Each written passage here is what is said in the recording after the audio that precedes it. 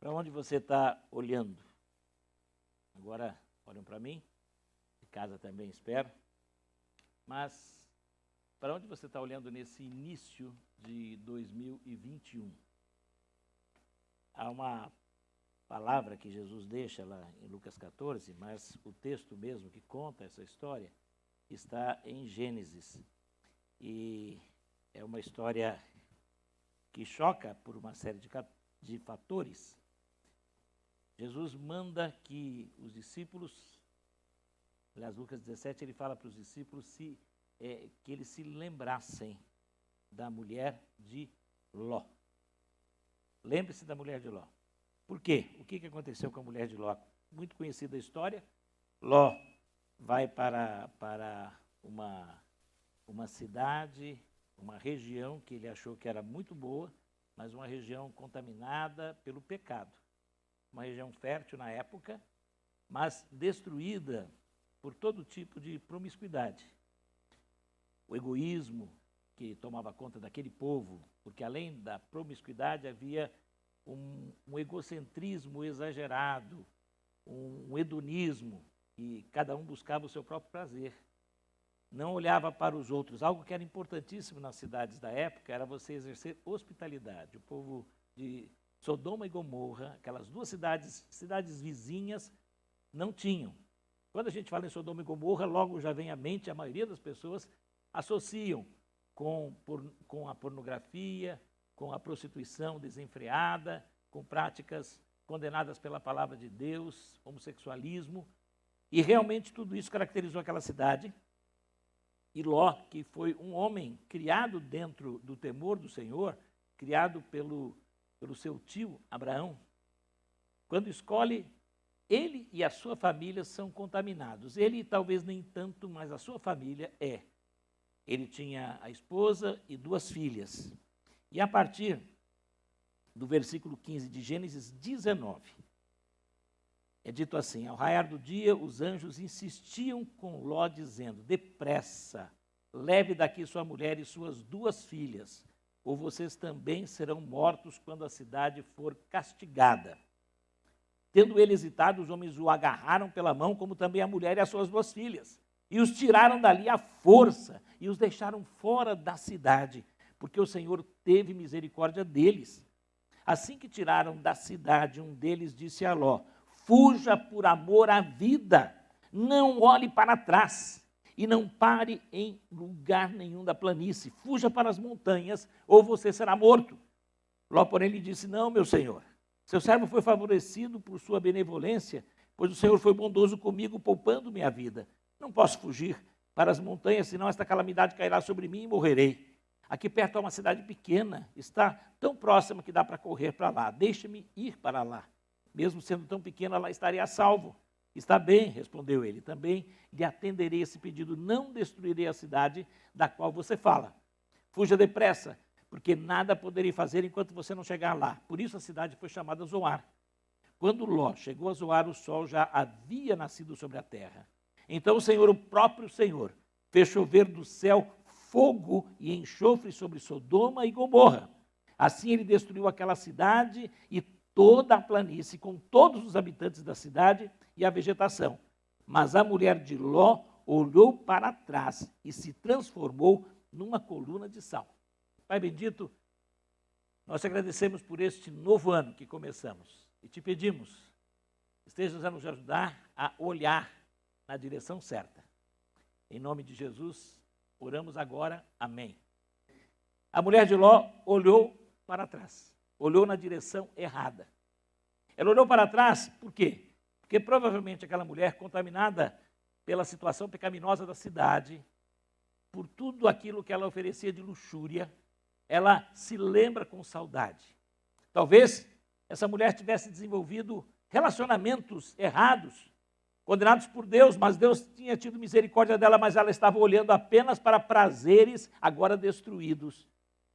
Há pessoas que ficam olhando para trás, pessoas que já foram salvas por Jesus, que já foram redimidas, mas ficam olhando para trás, olhando para situações pecaminosas, como a mulher de Ló olhou, e ficam até lembrando-se de prazeres errados e condenados. Já foram perdoados, tem que viver uma vida de santificação, mas ficam olhando para trás, vez por outra. Algumas vezes olham até voltando-se para amizades antigas que deveriam ter sido rompidas, porque não edificam, para sites, para conversas, para redes sociais que deveriam ter sido totalmente abolidas, e ficam olhando para trás. E o que acontece quando se olha para trás? Olhar para trás é tristeza na certa. É destruição. Aquela mulher foi destruída, transformou-se numa estátua de sal. Não vamos entrar em discussão aqui o que houve, o que aconteceu, como não aconteceu, que fenômeno foi esse. Há, inclusive, lá naquela região do Mar Morto, uma coluna de sal, numa montanha, e quando passa-se por lá, tem lá holofotes e está escrito Mulher de Ló. Subindo a montanha, aquela coluna de sal, ela é chamada de Mulher de Ló. Mas isso é para lembrar o que acontece. Se você olha para trás, se você olha para trás também, porque há outras pessoas que olham para trás para falar assim, como foram melhores os dias anteriores. E olha lá para 2010, para 2011, para 2002. Quando eu fiz isso e fiz aquilo, e fica apenas pensando no que foi feito. Isso também paralisa. Muitos olham para trás para se lamentar de oportunidades perdidas. Eu perdi tanta coisa, eu deixei de fazer isso, eu deixei de fazer aquilo, e para também. Outros olham para trás por conta das situações que nós estamos vivendo e o que acontece às vezes, mesmo tendo sido liberto e perdoado, o diabo fica soprando e querendo que você olhe de novo para os seus pecados e diga assim, eu não tenho jeito, eu não consigo melhorar. Entra ano e sai ano, eu estou fazendo as mesmas bobagens, pensando nas mesmas besteiras. Você não pode ficar olhando para trás, em nenhum sentido, de nenhuma forma. Olhar para trás paralisa. Olhar para trás dá tristeza. Se você olhar para trás, apenas para ver o que foi de bom e que deve continuar a ser feito, faça isso. Olhares rápidos e volte-se para frente. Se você olhar para trás apenas para se lembrar, eu não posso mais ser o que fui. Aleluia. Avance. Mas não fique olhando para trás. Lembre-se da mulher de Ló. Olhar para trás paralisa. Você vira uma estátua. Você para. Olhar para trás dá tristeza. Há uma outra passagem que fala sobre olhar, e quando a gente vê, e aí sim, eu estava fazendo uma citação errada à frente, vou confessar uma coisa para os irmãos. Ainda bem que eu guardei bastante. Eu quis dar uma de pastor Wagner aqui, e não usar o Data Show. Disseram que é bonito, é melhor, é clássico, né? E eu não sou um pregador clássico, eu quis ser, estou olhando o pastor Wagner, e o que aconteceu é que eu acabei deixando o esboço lá dentro. Ainda bem que ele está aqui. E está no coração também, compartilhando com os irmãos mais alguns textos anotados. Mas Mateus capítulo 17.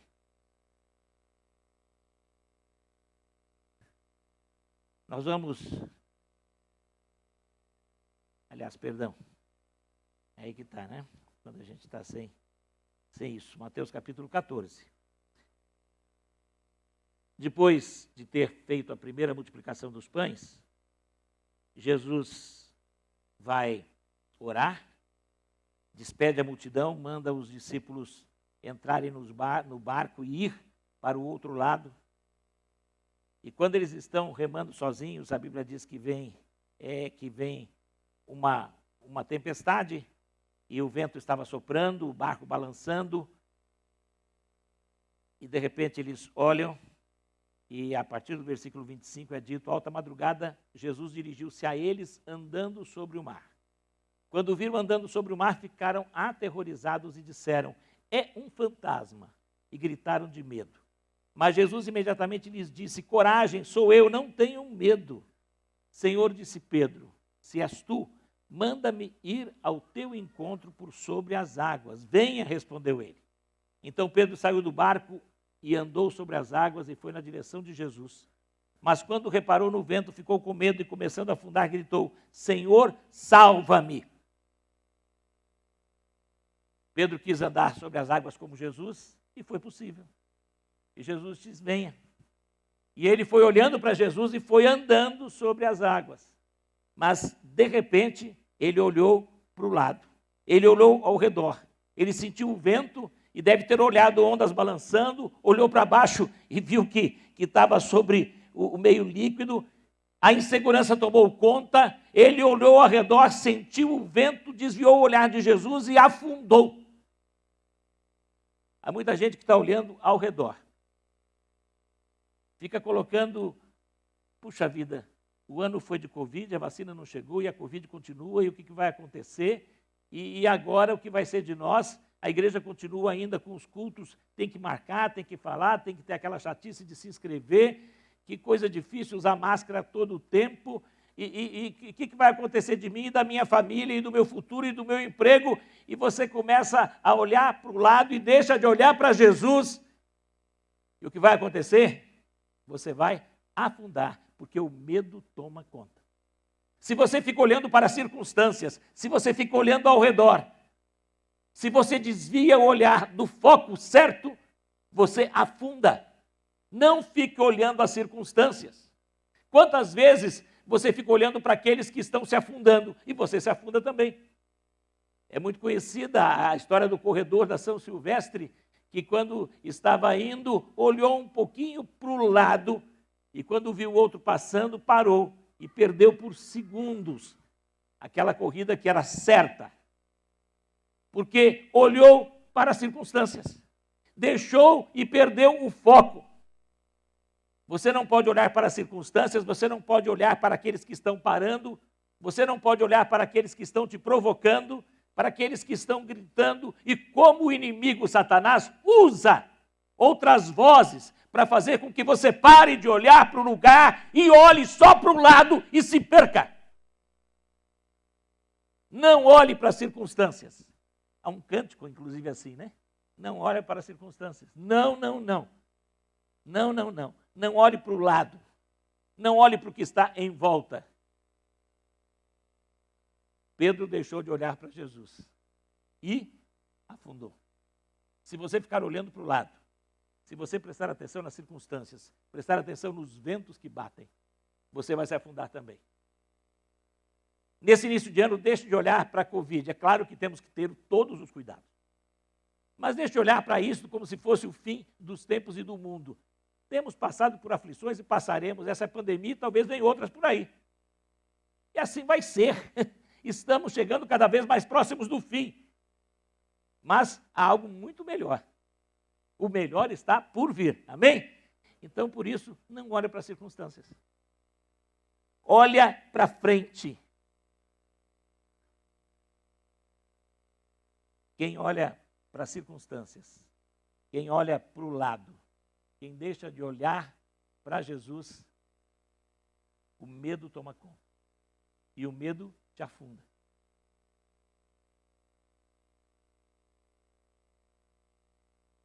Um salmo que é muito conhecido e que nos fala sobre para onde olhar também. E diz que aqueles que fizeram isso tiveram seus rostos iluminados. O Salmo de número 37, ele declara isto, falando da experiência dele, de ter buscado ao Senhor. E quando ele buscou ao Senhor, diz que ele olhou, e quando olhou para o Senhor, os seus rostos foram, quem olhou para o Senhor, os rostos foram iluminados. Deixar de olhar para ao redor, deixar de olhar para o lado, deixar de olhar para os perigos. Você olhando para o Senhor, você terá o seu rosto iluminado. Os seus medos passarão. Sim, busquei o Senhor e Ele me respondeu. É o Salmo 34, versos 4 e 5. Os que olham para Ele estão radiantes de alegria. Seu rosto jamais mostrará decepção. Quem olha para o Senhor, e agora sabemos que olhamos para Deus através de Jesus Cristo, e é isso o que Hebreus, no capítulo 12, no versículo 2, nos ensina, quando fala que nós temos que abandonar o pecado que tão de perto nos rodeia e temos que estar seguindo adiante. Nós que estamos rodeados por tão grande nuvem de testemunhas, livremos-nos de tudo que nos atrapalha, do pecado que nos envolve e corramos com perseverança a corrida que nos é proposta, tendo os olhos fitos em Jesus, autor e consumador da nossa fé. Olhar para Jesus é olhar para o alto. Olhar para Jesus é olhar para Deus. Olhar para Jesus através da palavra dele. Olhar para Jesus através da oração. Olhar para Jesus junto com os outros que olham. Você não tem que olhar para os que caem. Você tem que olhar para os que andam olhando para o alto, como você deve olhar. Isto é olhar para os irmãos e irmãs fiéis.